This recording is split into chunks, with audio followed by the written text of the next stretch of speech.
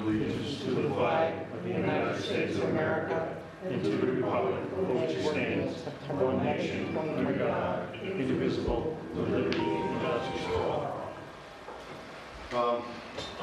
Please be seated. I just want to read something all about 9/11. It's been 23 years, and sure. There you go. How's that? I got it. There you go. How's that? I'm going to read this to you all. It goes out to, it says, as Americans and New Yorkers, we need to remember those who perished and extend our sympathy and prayers to those who lost their loved ones on September 11th. It is also important that we express our appreciation to the first responders and everyone else subsequent work in the site during the recovery and the removal process over time as great personnel sacrificed. Many of them also paid with their lives. We must never forget the profound significance of September 11th. That was an incredible sacrifice that were made by so many. Just a little bit of remembrance, that's all I wanted to say. Yes. As into that, let's move into the meeting. First on the agenda is the Marshall lot line adjustment. And it is a return of their public hearing. Yep, we'll open the public hearing back up again, yes. Public hearing is now open.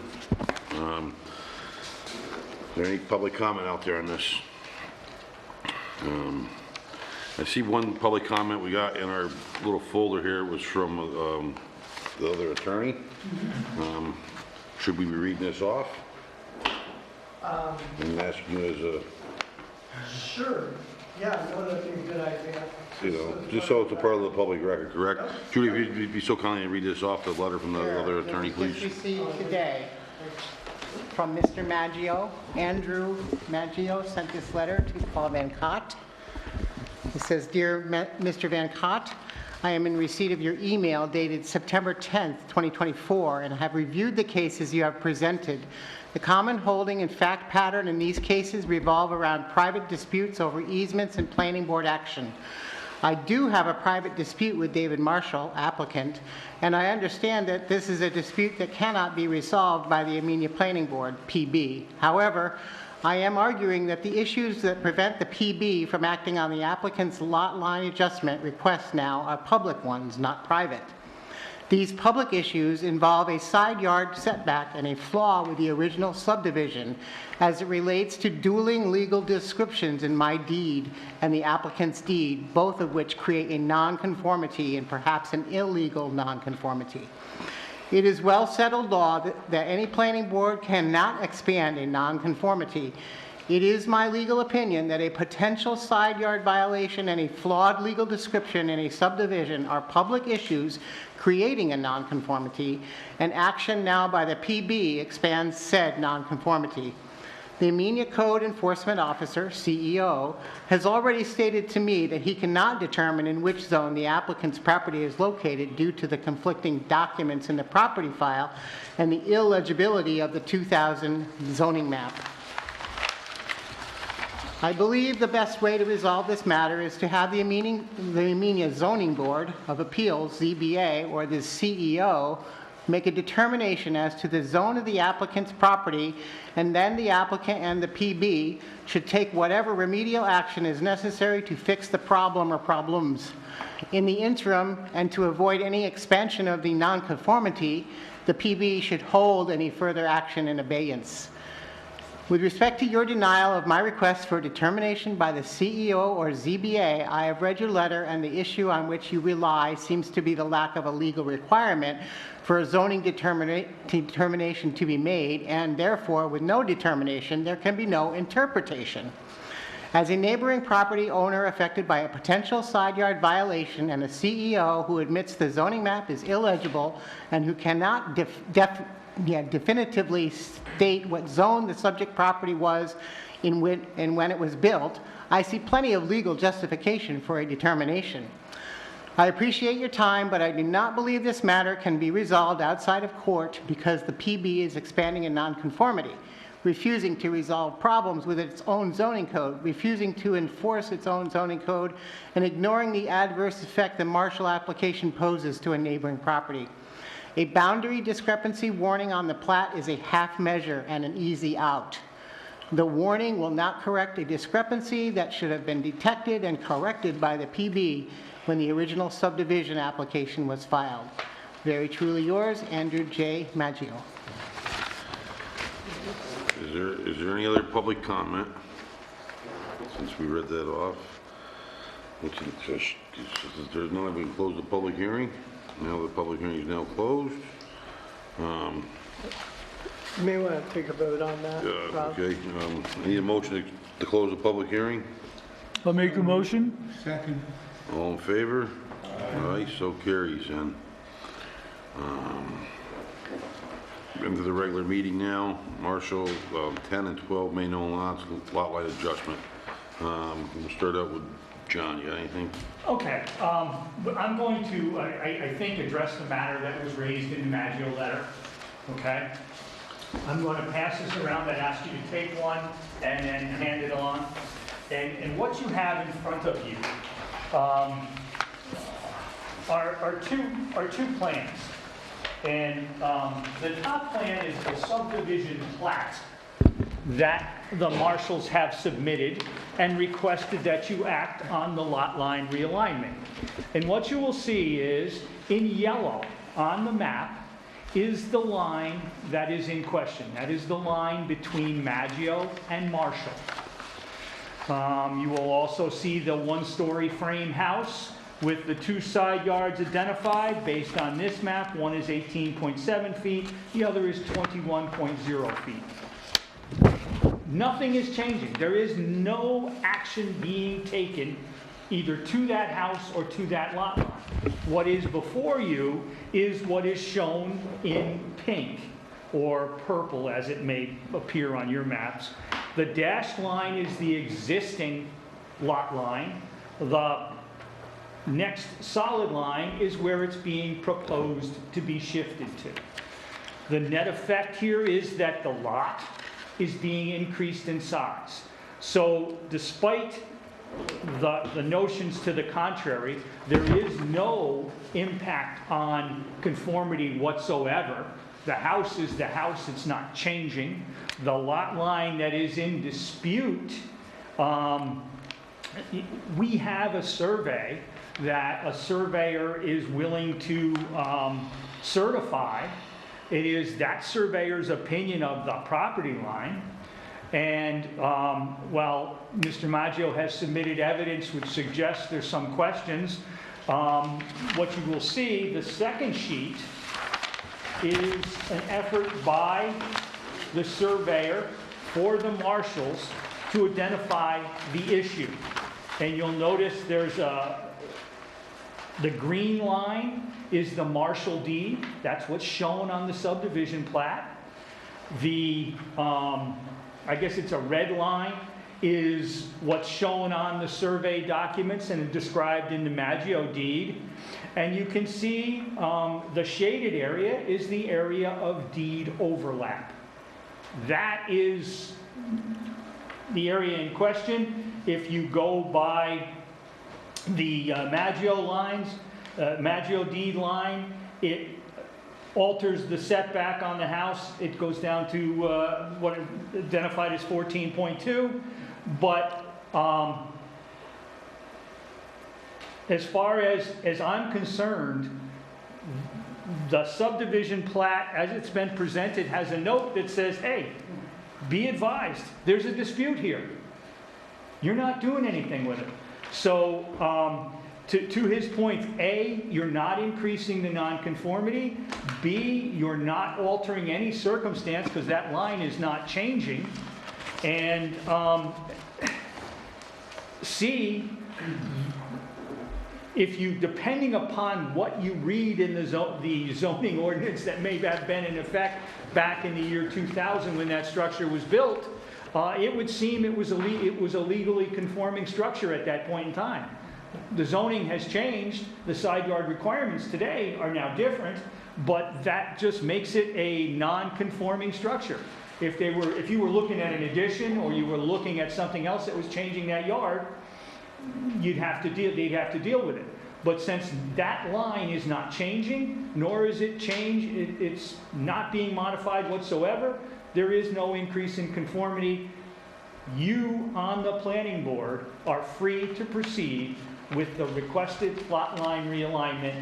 And the only caveat that I would offer, and I've seen this in other places, is to clearly identify the area of dispute, indicate that you're taking no position, and that it's a matter to be resolved civilly between the two involved property owners, unless council feels different. But having said that, it's my professional opinion that you can proceed without negatively impacting the Maggio property. Right. And I would underscore that, and I believe New York State case law emphatically supports the position that the planning board's role is to administer the subdivision law. You are not the arbiter of private property issues, where the lines fall, how to resolve these disputes, even with respect to the alleged setback violation. That's not part of your role. That's an enforcement role that lies with the town code enforcement officer. And the case law is just absolutely clear on this at the highest levels in New York State. There's a separation of authority. Mr. Maggio suggests that this needs to be resolved in court.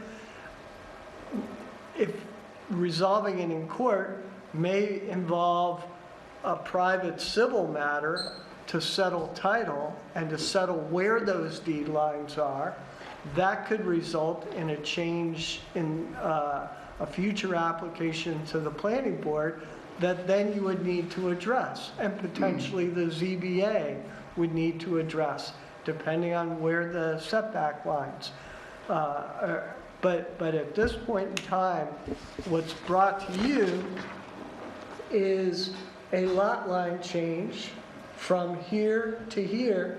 Doesn't even affect this.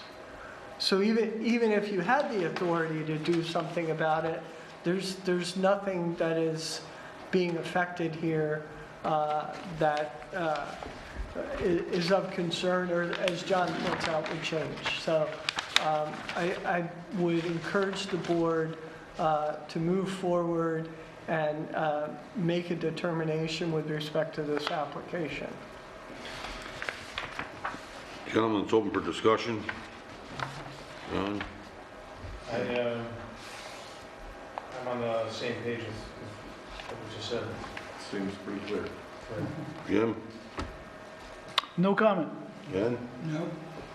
All right, so we need a motion to accept this lot line adjustment. Well, what you have in front of you, Mr. Chairman, you do have a resolution. That's what I that- just said. It said the resolution. Right. That's what I said, the resolution. I would do, and what I would build upon what John had said, just to do a belts and suspenders here. And even though you don't have a responsibility to do this, it's reasonable to require the notes on the final plat before the chair signs it that would identify any disputed areas, so that any potential future owner will be aware of that and make sure that that's resolved before they take ownership But of the property. that's in the resolution. Yes, Right. yeah. We had a whereas that we added that Okay. is in relation to public comment. Public comment received during the hearing raised issues of potential discrepancies in certain lot lines of the properties, none of which affect the lot line that is proposed to be adjusted. Further comment was provided about a potential zoning law nonconformance involving a building on the properties that would not be increased as a result of the proposed lot line adjustment. The planning board has considered these comments, and while recognizing that these issues are outside the board's scope of review of the proposed lot line adjustment and its authority to address, determines that requiring the applicant to provide notice of the potential lot line discrepancies to future potential owners of all or a portion of the properties is reasonable. Now therefore be it resolved that in accordance with the subdivision law, the board hereby approves the minor subdivision plan entitled Proposed Lot Line Adjustment, prepared for David Marshall, Gamby Terrell Munier, land surveyor, dated May 8th, 2024, last revised July 14th, 2024, subject to the following conditions: approval by the planning board attorney of the proposed deeds, confirmation by the planning board's engineer that any remaining technical comments have been satisfied, and that satisfactory notes are added to the approved plat to provide notice to the public of the potential lot line discrepancies involving the properties. The signing and dating of the approved plat by the owners of record following the date of last revision, the signing and sealing of the approved plat by the surveyor, the granting of permission to file from the Dutchess County Department of Health, and confirmation that the applicants have paid any outstanding invoices to the planning board's consultants incurred in connection with the application. Be it further resolved that the planning board hereby authorize the chair to stamp and sign the approved plat, certifying it as the approved final plat upon the applicant's compliance with the approved above conditions and the final plat submission requirements of the subdivision law.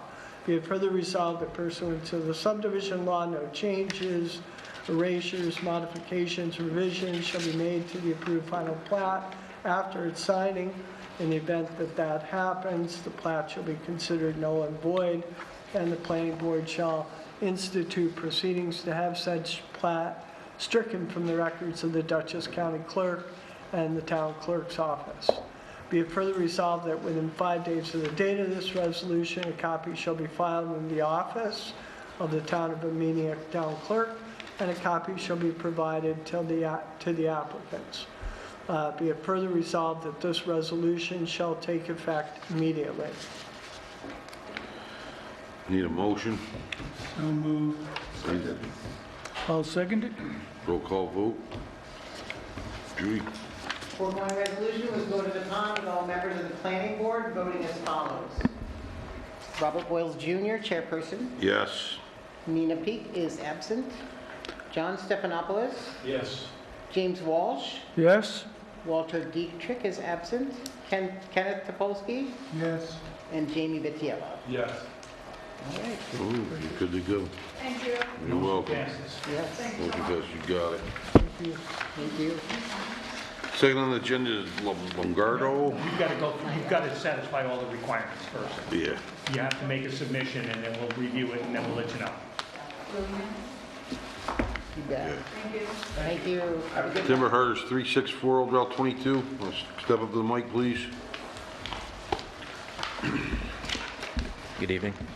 Good evening. Christopher Prentice, Lower Hudson Forestry. I'm representing the Longobardos. We are in front of you for a timber harvest application located 364 Old Route 22 in Passaic, parcel 368150. Parcel's 201.6 acres in size, of which we're proposing a selective harvest on 120 of those acres. Trees are a mix of hardwood and softwood, ranging in size from 8 to 40 inches in diameter. We are partially, the harvest is going to be doing some salvage of hemlock and some of the oak that was damaged from spongy moth over the last couple years. Property's enrolled in the 480A Forest Tax Law Program and has been for 45 years. So it's been managed for 45 years by a professional forester. It's attached in the application. I submitted the last 5-year update of the property, as well as the certificate of approval from the DEC. We're proposing the harvests in stands number 2 and 4, which you can see the stand map in the 5-year update. Property's been harvested twice over the last 45-year period, the last being in 2002. Erosion control plan for the property will be following the DEC state best management practices for forest activities. Water bars were needed, water turnouts on the steeper grades. All the trails are pre-existing. They were used the last 2 times, so we're not proposing on building or constructing any new trails. The landing area, the same. It's an old landing area that was used in 2002. It's an open area located quite a ways off of the county road. One DEC classified stream on the property, the far northeastern section. We're not proposing to cross it. The stream does lie in the stream corridor overlay district. Only a small amount of trees are being proposed to be removed in that overlay. And the only reason why is these trees were damaged from a wind event recently. No other trees in that overlay are being proposed for removal. No DEC wetlands on the property. The property is not in a critical environmental area. The DEC has identified the timber rattlesnake and the bog turtle as species of concern, so they're requiring that we harvest between November 1st and March 31st. The EAF mapper did show that there could be some archaeological sites on or near the property. They did their search, and the letter is included in the application packet. They said that there wouldn't be any adverse impacts due to this project. Portions of this property are in the scenic overlay. I know, being in front of you in the past from the scenic overlay district, we've made a good effort to stay out of that overlay district. The way that we have it right now, we're not going to be harvesting in the overlay. And then, like I said, access is being made off of Old Route 22, old landings being used. The landing's approximately 500 feet off the road, so it won't be visible, nor will it be visible from any neighbors. We're planning on doing it this winter. It's pretty likely, though, it'll take 2 winters to complete. John? Well, I think the first thing here is, as you all know, timber harvesting is permitted by right, subject to site plan. You can satisfy the site plan submission requirements by having the forest management plan prepared by a qualified professional forester and then reviewed by a qualified professional forester. So I would initially turn this over to Brent Feldway, your identified professional forester, and he did review the plans, and I'll let him go from there.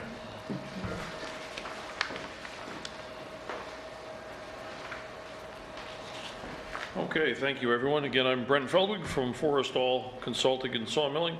I'm a professional forester and arborist by training. I did review the plans submitted by Mr. Prentice and did write a review letter back to the planning board dated August 23rd. Hopefully you all had a chance to take a look at that letter. I can summarize it a little bit for you today. I first looked at the details of the timber harvest. Again, as Mr. Prentice had mentioned, this is a property that's been under management for 45 years and enrolled in the New York State 480A program, which means that the forest management plan and the timber harvests are, not only planned and administered by Mr. Prentice as a professional forester, but they're also approved by the regional forester of the DEC. So, that does certainly give some additional credibility to the quality of the harvest. I reviewed the intensity of the harvest. That seems completely appropriate, for a property of the density that it is. Again, about 13 trees per acre are planned to be removed from stands 2 and 4. The plans certainly, take into account a couple of of species of concern, the timber rattlesnakes and the bog turtles. Take into account the presence of the Class C stream and the, and the overlay zones. So, I saw nothing that alarmed me at all about those plans. I did take a look secondarily at the forest management plan update that was submitted in 2023 and approved by the state. That seemed totally appropriate for the density and the species makeup of the 4 stands that are on this property, and certainly of the stand 2 and stand 4 that are going to be involved in this timber harvest. And basically, in conclusion, I think you've got a well thought out project here, in front of you, and I didn't see anything that popped into my view as a concern or a potential red flag. So I think my recommendation to you would be to go ahead and approve this application. I do have one question though. Sure. How close are you to the power lines up there through that property? I know power lines run all the way down through there somewhere. The only power line runs up to his camp, but there's no power lines elsewhere on that property. Okay. So I know the power lines are close to the property somewhere in there. I'm not 100% Yeah, they sure. must be on one of the neighbors' side. They run downhill side. Downhill side? Then I think they run across the driveway perhaps, Okay. but that's it. Okay. Okay, having said that, Mr. Chairman, I just go through a couple comments I have. Yep, go ahead. The first is that since your professional forester has accepted the plan, we recommend that the planning board waive all site plan requirements not relevant to forest management and timber harvesting, and accept the forest management plan as submitted in lieu thereof. That's what your code requires. They did submit an agricultural data statement. I would ask that they revisit it, because my check of the current tax rolls would suggest that a majority of the properties directly east of this property are in Ag District 21, and as been the custom and policy, I'm not sure whether they're active farms or not, but if they're in the Ag District and claim the exemption, we ask that they be notified. The project is subject to review under seeker. It does not fit the criteria for a type 2 action, for which no review is necessary. It does not rise to the level of a type 1 action. In other words, it's not a significant undertaking. So I would recommend it be classified as an unlisted action, and as such can be subject to uncoordinated review, as really the planning board's the only agency involved. So, and they did submit a short environmental assessment form. The short environmental assessment form that was submitted is entirely suitable for your review. In addition, as Mr. Prentice indicated, they did have some conversations with DEC, and which DEC indicated in their letter dated July 30th, 2024, so long as the timber harvest takes place between November 1 and March 31, with the guidance offered and best management practices are incorporated into the action, which they are, no impacts to threatened or endangered species are likely to occur.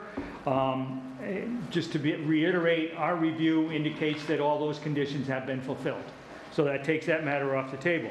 Likewise, Mr. Prentice did also receive a letter from New York State Office of Parks, Recreation, and Historic Preservation dated July 31st, 2024, which indicates no impacts. So you've got the 2 major milestones checked off. As Mr. Prentice indicated, timber harvesting activities are exempt from typical stormwater pollution prevention plan requirements. They are, however, not exempt from your own municipal requirements. The submittal does detail erosion control measures, and those measures incorporate the best management practices for timber harvest, which is the recommendation from DEC. We take no exception to that, and we find them acceptable. The only thing that your code does not allow you to waive or otherwise amend is the requirement for a performance guarantee. In light of the fact that this is a site that's been harvested before, they're using basically an existing landing area. It's well set back and away from the road. And for the most part, they're using normal trails. We would recommend a performance guarantee in the amount of $5,000. That being said, this does require a public hearing, and should you desire, you have sufficient information and sufficient wherewithal at this point in time to schedule a public hearing for your next reasonably available meeting. And I would further suggest that you might authorize Paul to prepare a final resolution if that is your decision. You got any comments, Paul? Just a question, do we need to refer this to the county? Timber harvesting is not required, I don't think. Yeah, it's within, the property abuts Old Route 22, which is a county County Route 81. So what's that? County Route 81. Yep, so as a consequence, we do. Okay. It's, So the what- property is. The action is the actual timber harvest is well beyond that 500 feet. But the property. The line- property frontage is on it. That was one question, yeah. Sorry. So, Yeah, so other than that, I would concur with John if you all are disposed to set a public hearing and ask for us to prepare a resolution for the next, for the meeting at which we have the public hearing, we will do so. what's your pleasure, gentlemen? Do you want to have a public hearing and move forward with this or not? It's up to you. Yes, I think a public hearing is appropriate. I just have one where is the tax parcel exactly? How far up, you say it's off Old Route 22. So where would the parcel actually be? Here, you can pass this down, you can Because see I it. didn't see it on the map. You know where the sign that says "Welcome to Wassaic"? Yes. It's right across the street Right from there. across the street. Oh, Yeah. okay.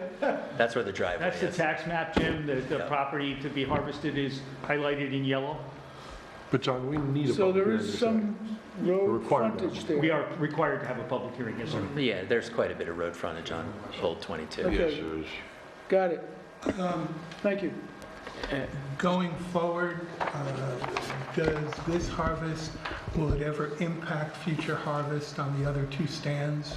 Stand 1 and 3, I believe it is. I mean, it won't impact those stands directly. Those other two stands are fairly immature, so any harvesting on those will be quite a ways off, so. Thank you. And how many months did you say it would take to harvest? Is it 1,300 trees about? Yeah, so it really depends on the crew and the weather, but, you know, since we're kind of restricted to winter only, typically I say it's going to take 2 winters. They very well may finish it in the first winter, if the weather's good and the crew is good, so. So you're gonna put that in a motion, Jim, to have the public hearing? Yes, I make a motion that we have a public hearing Yes. on the Longobardi timber harvest. We need, So our next meeting is the 25th. I won't have time No. to get the notices Okay. out for the public hearing, the 9th of October. that's fine, but we've got to get it approved first. Yep. Any second on to it? I'll second. All in favor? Aye. So your public hearing will be on the 9th, October 9th. October 9th. Yep. Yeah. Okay. And on that notion, we need to authorize Paul to draw up a resolution, Okay, we'll do that. okay? Thank you. And Okay. the last item, Mr. Chairman, if you would, authorize Judy to circulate to the county. Yes. And you authorize, let Judy send this to the county, a motion of that? Need a second? Second. All in favor? Aye, so carries. Good to go. Ninth will Thank be you. a public hearing. See you next month. Thank you, gentlemen. Next up is Joe Beck. You the man. Rich. Phase 8 new submittal. Keep you guys busy with truck. It's okay.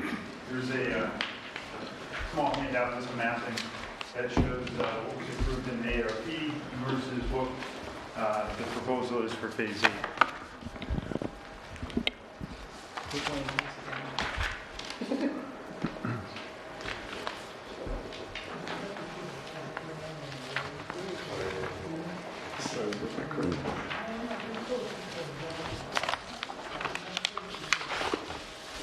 There you go.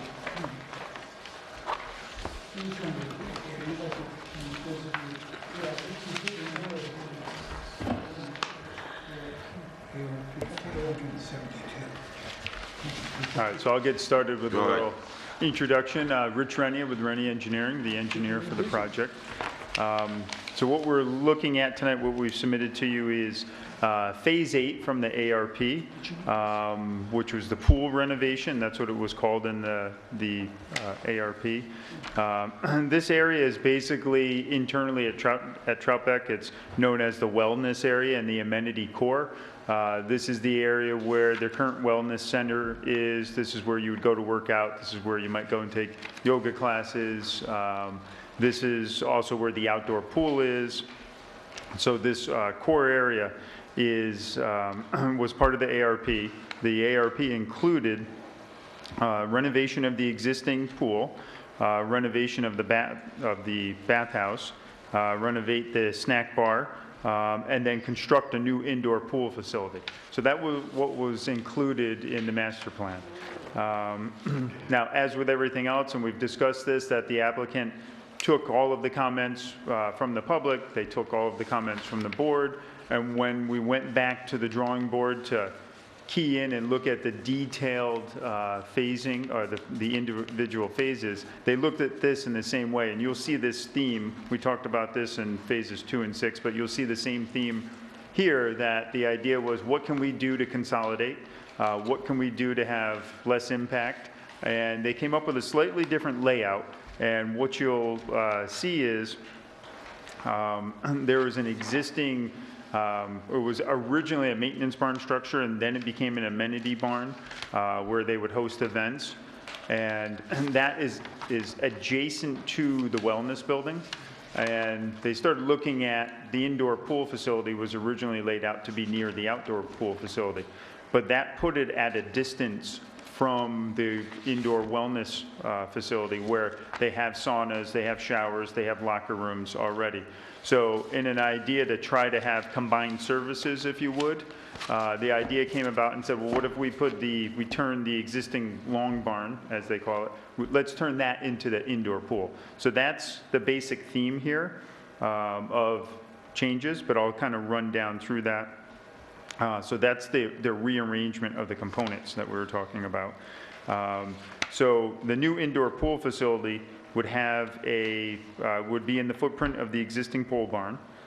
It would have a connecting structure to tie that together with the existing wellness barn. It'll house this connector. Within that connector, there'll be an additional restroom. There'll be access to the indoor pool mechanical rooms and access or additional pool storage. The existing long barn that I had said, the wellness center, that contains the gym, the saunas, the treatment rooms, and locker rooms. So that's why it makes sense to try to tie these together. What that then also does is it creates one connected building. The indoor pool is going to be used mostly, we would imagine, in the winter time. So everybody thinks this was the smartest thing to do. The new facility, as I said, is year-round, so it will also have a single guest access point rather than a separate indoor pool. So that makes their control of guests and where guests are coming in and out of, that makes it nicer for the operation of the facility, which in turn makes it better for them to operate the facility, better for the neighbors, because they can, once again, control where the guests are going, and they're not going in multiple different directions. The existing pole barn amenity function and existing snack bar are going to be relocated into a new outdoor pool structure, which is located in the same footprint where we had originally proposed the indoor pool facility to be. So what you're seeing here is that we're using footprints that were on the master plan. We're not creating a new footprint location, we're using those existing footprints. The bathhouse itself is going to be a very small structure. This is the only structure that's slightly separated, but it was to get it right next to the outdoor pool. So the idea of the bathhouse is it's going to have restrooms, changing areas, outdoor showers, and they're proposing to have a green roof on it, and it would be kind of embedded into the hillside. So it's going to be a very low-key structure, if you would.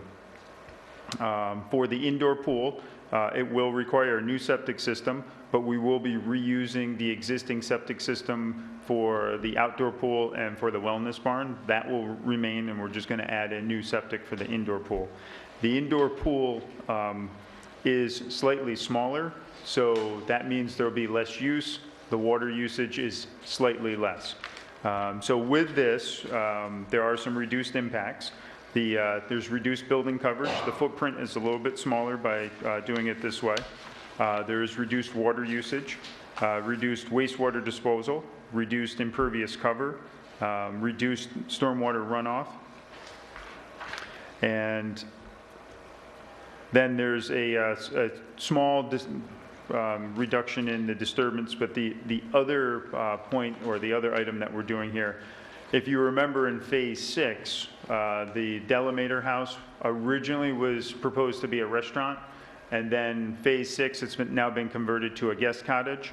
So as part of Phase 6, originally that gravel parking lot was going to be rebuilt, reconstructed, if you would. So now we've moved that from the ARP into this phase, since that's the parking area that's adjacent to the pool facility. So it makes sense to redo that gravel parking at this time, because we can encompass one construction zone. So then there's at the end of the day, there's no overall increase in disturbance area as proposed on the ARP. The submission did include architectural elevations. I'm not sure if everybody's had time to look through those. I'll run quickly through the handout with you. So the handout that I gave you, the first sheet, the 8.5 by 11, that is an excerpt from the ARP, the master plan that was approved. So the area that's clouded in red, that's the amenity core. The blue is the existing pool. The dark gray that has the P12 number on it, that is the proposed indoor pool facility. And then below that, where you see E9, that's the existing amenity barn. And then where it says the barns, which is E10, that's the wellness barn. So if you flip the page, you'll see what's proposed now at a slightly different scale. But here you have a new outdoor pool, which is in basically the same location as the current outdoor pool. The bathhouse is the little structure to the left of the pool.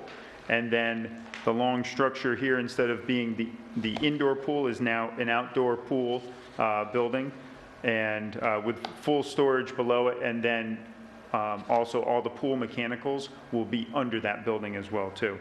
And then the new indoor pool is this structure here that's then connected to the wellness barns. I'm just going to grab the architecturals and point out that basically what you see here is a long barn, in keeping with the idea that they're long barns, wooden siding, a single pitched roof, and then the indoor glass. The indoor pool then has basically one wall of glass, which is to replicate that the pole barn right now is completely open. So if you were to walk by there, it's open. So basically we're just infilling that so it all has the same feel and the same look when if you were to walk by it.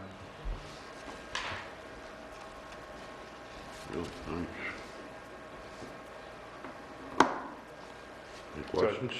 Yeah, I think that's, if there's questions. John? I did issue a comment memo, Mr. Chairman, and in recognition of what Rich has said, there's just a couple things that I just want to make sure everybody understands. This is a minor reduction in building footprint, about 800 feet. It is a minor reduction in water demand, again, 240 gallons is identified at this point in time. And even though there's a slight increase in disturbance because of that parking lot shift, the overall disturbance of the whole plan, it doesn't happen. And again, in recognition of the fact that they considered this to be an introductory submission, I kind of tried to hit the high points. So the first thing is we're going to need a full SWIP amendment to cover this phase. Rich acknowledges that in his submittal. I suspect they're working on it. They're employing the same concepts that they are employed elsewhere, they're going to employ them here. The new interesting wrinkle is the green roof, which is becoming very common, and it's really a nice amenity, and where they got it located is not a problem, but we are going to need a fully developed SWIP amendment to review and analyze. The next thing is we're going to need Dutchess County Department of Behavioral and Community Health approvals for the water supply and the on-site wastewater treatment system. We're also probably going to require pool approvals from them. The minute you've got a public pool, there's a whole series of steps. And believe it or not, one of the toughest things to pull out of that department is a pool approval. So God love you. We ask, as we always do, that we receive copies of any and all submittals made to that department, as well as any comments, permits, or approvals issued by that department. They do need coverage under the overall state Speedies permit for groundwater discharge of treated sanitary sewer. Each phase has to do that. They kind of get additive, and there was some rumblings from DEC that they might go back to doing, instead of covering them under the general permit, issue an individual permit for this site. I don't know where you are with that, Rich, but we're going to need an update of that. Rich notes in his submittal as well, we're going to need a full seeker analysis. As with the two prior submittals, we would like to see a completed short form EAF. And consistent with the prior submittals, we would like to see a narrative which identifies the changes, relates the changes to the original neg deck, and indicates how these are consistent with that prior analysis. Rich did include, and you should note there, the summary chart that he had done before, so it kind of gives you a leg up. You know what we're expecting, but we would like to see some more language. The large parking area moved from phase 6 to phase 8. It was covered pretty well under the phase 6 review. We would ask that it again gets discussed, the addition gets discussed under this review, just to kind of, to use Paul's earlier term, belt and suspenders of it. The other thing is the proposed lighting, as has been the concept of Troutbeck, provides minimal light levels. It's consistent with what they've done before. And as I've recommended, the planning board needs to accept the lighting level shown for this phase.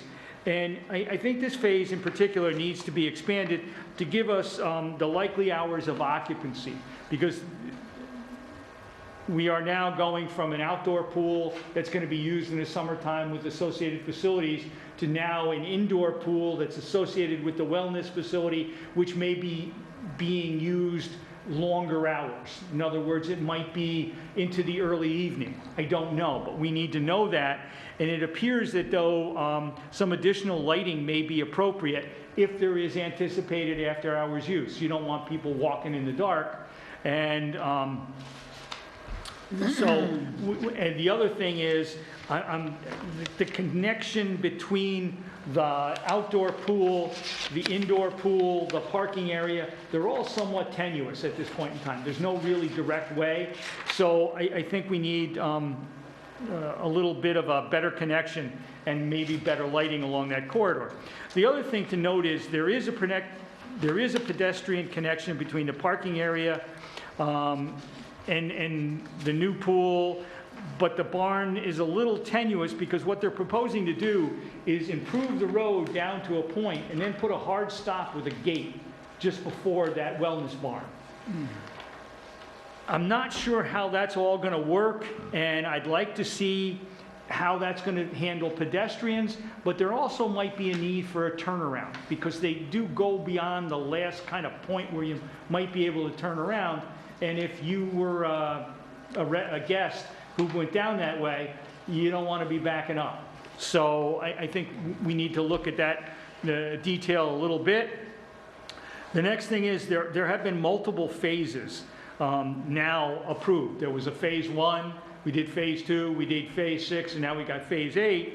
What I would like to see is on the overall existing conditions plan, as phases get approved, perhaps to put them on there so it reminds everybody what's approved and how at the end of the day the jigsaw puzzle is going to look, if you will, once it comes all together. And the other concern I have, and it's not clear, I don't know whether they're going to build phase 1, phase 2, phase 6, or whether they're going to build phase 1, phase 8, Right. jumped. So I think we need some clarity on that. Not that it matters, but it just needs to be clear in the record, because they did represent that they may jump around and do phases out of sequence if it works to their advantage. So that's not meant as a criticism, it's just meant as some additional information we're gonna need. And then,